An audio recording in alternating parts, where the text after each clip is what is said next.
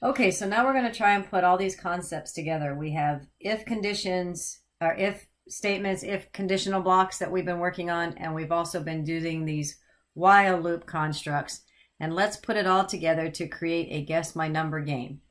And what I've done is I've started with the code we did in a prior video where, just to reiterate, we had to import the random library. We had to go get code that somebody else wrote for us so that we could utilize their code instead of having to recreate the wheel.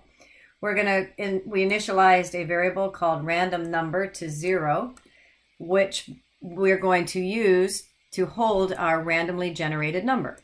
So in order to get that random number, we had to remind Python where to find what library, what code I was utilizing, and then what method or what I wanted it to run.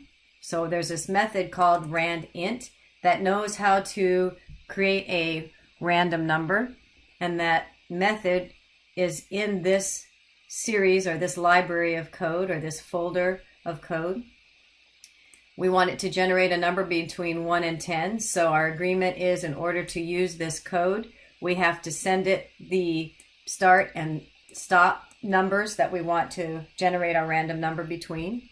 So the random number is generated and it's put into this random variable. So then I pretended like the computer picked a number. The computer's thinking of a number, so it just generated a random number. And then for testing purposes, I'm going to print out that random number so I can test to make sure that my code is working correctly. In other words, is this if condition working correctly? And we'll look at that in a minute. And then we're getting from our user an input, what is your guess? Which brings in a string from the keyboard, which I then convert to an integer and store in user number variable. We then check what's in user number variable against what the random number was generated, and we compare them, which is why we have the double equals. And if both of the values are the same, we can assume that the user guessed the number correctly, which is why I'm printing this out. I want to make sure that if I can force myself to guess it correctly or incorrectly. So let's run that again just to make sure the code is working before I add to it. I'm thinking of a number between 1 and 10. For testing purposes, I pick 0. What is your guess? Well, I'm going to pick incorrectly, so I expect to be told I was incorrect. I guessed incorrectly. That's true. That part is working, so let me test the other part. And that is, I'm going to test correctly. Keep picking zeros. Okay, so if I pick 0, I guessed incorrectly. What's going on here? Well, I'll show you what's going on here. I'm like, why is it keeping 0? Because I named my variables wrong. Watch this. This is a good example. So I'm getting a logic error. This is a great example. I didn't mean to pull up, but it's super. So I tested both conditions and I guessed correctly, but it told me I guessed incorrectly. So something logically isn't working out here. And if I look at, I didn't get a compile error, so I have to look at my logic. And if I start looking at what was output, what is your guess? What was your guess? So if I look at this variable, random number, and I'm comparing random, but my testing purpose is, so I've got an incorrect variable here. Can you see that? So if I put the variable that I meant to put, should have been rand, now that should eliminate my logic error. So this is a good reason why you should test all your conditions. So let's run it again. For testing purposes, I pick 6. What is your guess? I'm going to pick 7. You guessed incorrectly. I expected that. Let's run it again. For testing purposes, I pick the number 6 again. That's interesting. Okay, well, I'm going to try 6 and see what happens. You guessed it. I'm a little bit concerned that it keeps picking 6, so let's just do it again and make sure that it did pick a different number. Okay, so that was a coincidence that it picked 6 twice. What is your guess? I'm going to guess 5. I guessed incorrectly. So I've tested this in several ways. I tested to make sure my if condition evaluated to true. If that was correct, that worked the second time.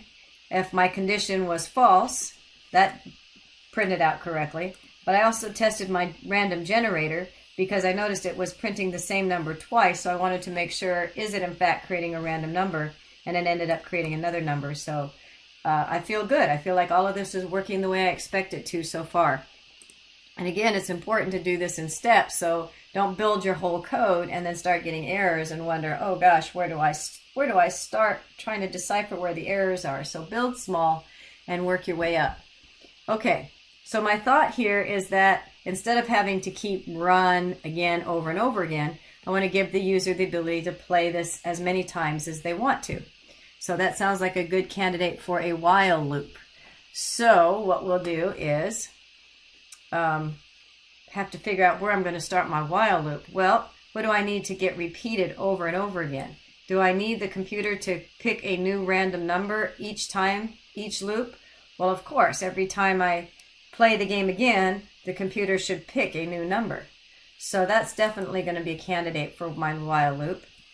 And probably all of this is going to be a good candidate, right? I want all of this code to run over and over again until they decide they don't want to play anymore. The user doesn't want to play anymore. So we're going to put our while loop here. Let's see, what will my condition be? I'll use that play again variable is equal to, or is the same as, shouldn't be equal to, is equal to y. Oh, we said we're going to, I think I changed this up a bit. Yeah, just to give you something different. We could have done this. We did this in the last video, but I'm going to change this up a little bit just so you can see a different way of doing things. Well, play again. Let's do this. Let's make our condition if the user entered in a number that was negative. So let's say they entered a negative 99. That will be their indication to stop playing. So since we're already getting user number, let's say while user number is greater than 0. So if they put in a negative number, that's an indication that the game is over. So then we put the colon. Remember that all of these lines that are flush up with the while will not be part of my while loop. So in order to make them part of my loop, I'm going to highlight them all and hit my tab key. They all need to be indented. So now all of these lines are included in the while loop and will be run over and over again as long as this condition is true. So if I'm going to make it, if I start random number equal to 0, this isn't going to render, oh, I need to make this condition in the starting place. So my user number is equal to, we'll make it 1 to start with because we said that it has to be as long as user number is greater than 0. So if we start off with user number being 1, we're for sure to go into this while loop because we forced this to be true the first time it got evaluated. And then the next time it gets evaluated, the user numbers put in a value, haven't they? So what we'll do is, what is your guess? And then maybe enter a negative number to quit. There we go. Get the idea? So if they enter in a user number, oh, I see what we can do here too. Okay, so if they enter in a user number and it's anything greater than 0, then we need to evaluate whether or not their number matched the 1 to 10 that was entered. Let's see. So if user number is the same as random number, that works. Let's see. What if, let's put another elif user number is greater than 10.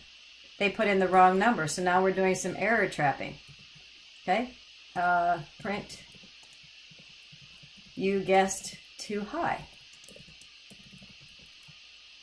Okay, so now we're catching them if they put in something above 10. We need to let them know that, oh, that's not good. Else, if user number is less than 0, well, then we know that print, we can say thank you for playing.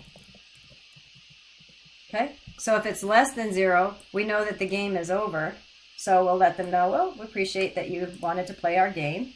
So I think we've caught all the scenarios. So if they enter in a number that matches our random number, we'll let them know that they guessed correctly. If they entered a number in that's greater than 10, well, we've done some defensive programming or some error trapping where we said, whoop, you've entered a number in too high. And then if they enter in a negative number, we know that they're done playing. Any other condition means that they guessed incorrectly. So in other words, it was between 0 and 10. So let's run this and see how we did.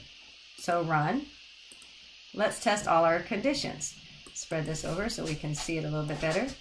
So I'm thinking a number between 1 and 10. For testing purposes, I've picked a 2. What is your guess? Well, let's enter a negative number to quit. Let's put 2 just to see if that works. Okay, so you guessed it. Great. And then it looped through and it's doing it again because we entered in a positive number. I'm thinking a number between 1 and 10. For testing purposes, I picked a 3. What is your guess? Well, let's pick incorrectly this time. Let's pick 5. And it said you guessed incorrectly. Good, that's what I expected. Think of a number between 1 and 10 for testing purposes. The number I picked was 5. Let's test the scenario where we picked a number that was too high. I'm going to pick a 20. And it said, your guess, what is your guess? Your guess is, I spelled it wrong, but your guess was too high. So it should be 200. That's okay. And it ran it again. I'm thinking of a number between 1 and 10 for testing purposes. I picked an 8. Let's pick a negative number. Let's do negative 99. And it said, thank you for playing. And it exited the loop. Okay, so we're on the right track here. Everything's running the way I expected. Whew. Okay, so let's add another little caveat to this game. So now they're guessing, and that's good. We've got all of our scenarios captured here, so that's good. They're looping, so they get to stay in as long as they enter a positive number, so that's good.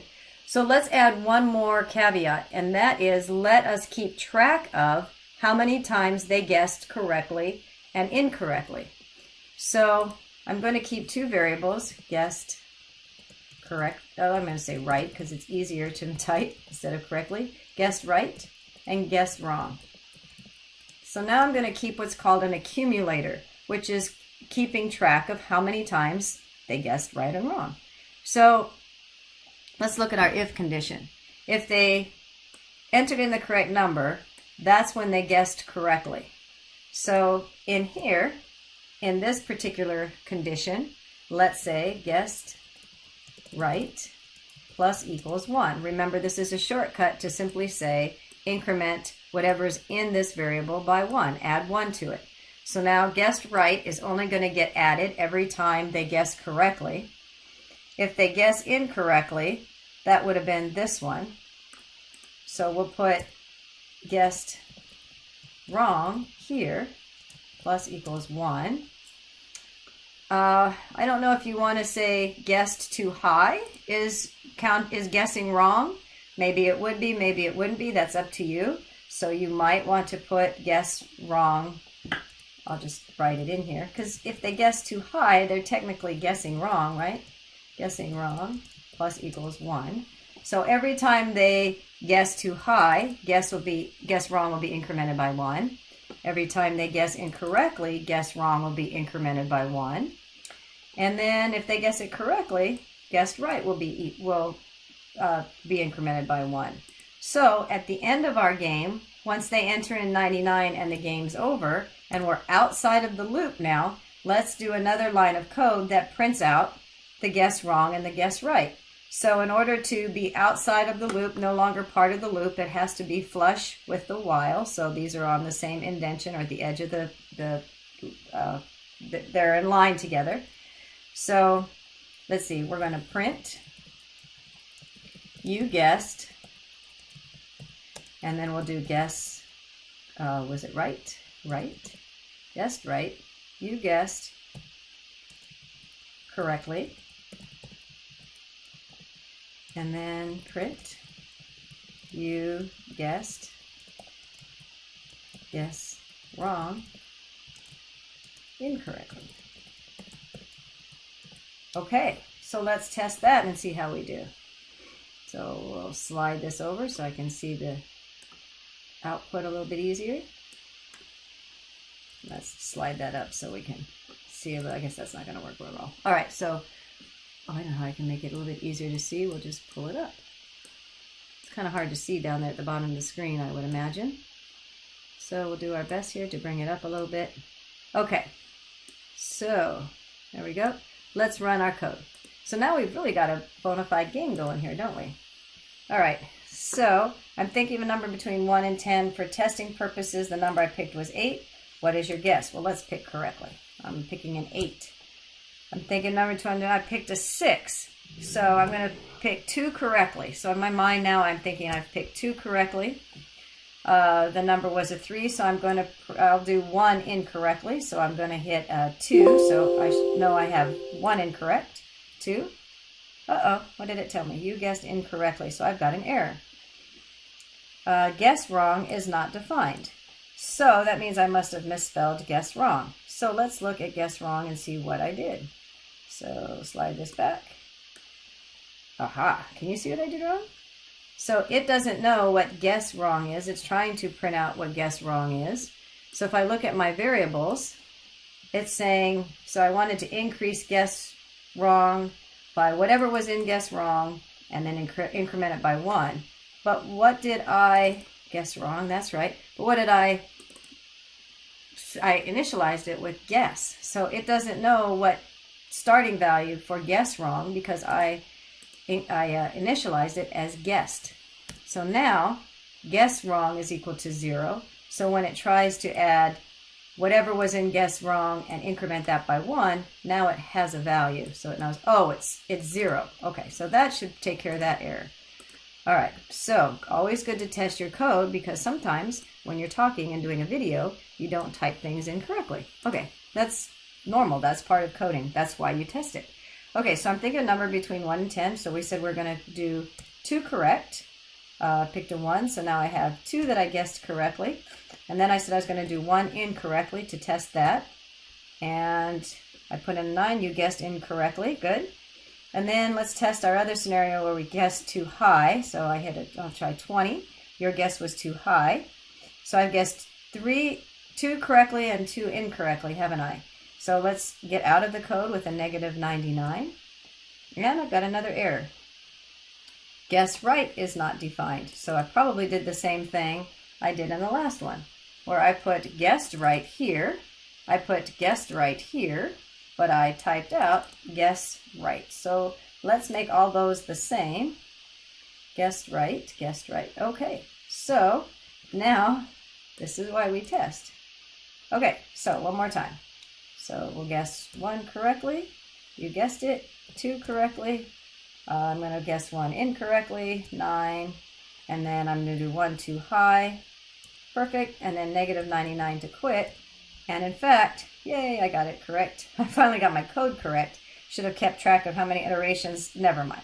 Okay, so you guessed 2 correctly. You guessed 2 incorrectly. And now I'm good to go. So this is a great example of testing your code. And it also gives us a real good idea. We've generated a whole game here. And we've generated a game with our while loop.